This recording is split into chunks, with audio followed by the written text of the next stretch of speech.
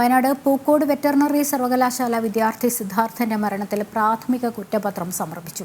Ernakulam CJM കോടതിയിലാണ് കുറ്റപത്രം സമർപ്പിച്ചത്. പ്രതികൾക്ക് ജാമ്യം ലഭിക്കുന്നത് ഒഴിവാക്കാനാണ് വേഗത്തിൽ കുറ്റപത്രം സമർപ്പിച്ചത്. വിവരങ്ങളുമായി ജിജീഷ് കരുണാകരൻ ചേരുന്നു. ജിജീഷ്, എന്തായാലും വളരെ വേഗത്തിൽ കുറ്റപത്രം സമർപ്പിച്ച സാഹചര്യം, പ്രതികൾക്ക് ജാമ്യം ലഭിക്കുന്നത് ഒഴിവാക്കാൻ വേണ്ടിയിട്ട് എന്താണ് ഇതുമായി ബന്ധപ്പെട്ട് ലഭിക്കുന്ന കൂടുതൽ വിവരങ്ങൾ?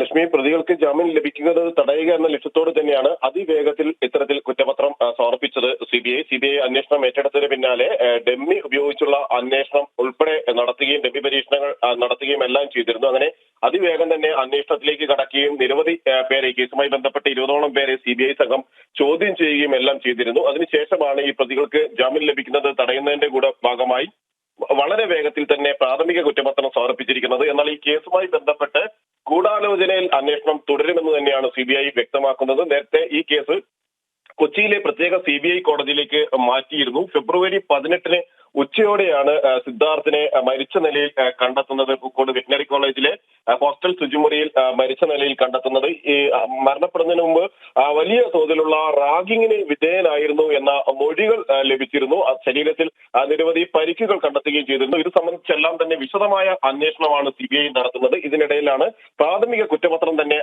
സമർപ്പിച്ചുകൊണ്ട് അന്വേഷണം മുന്നോട്ട് പോയിട്ടുള്ളത്.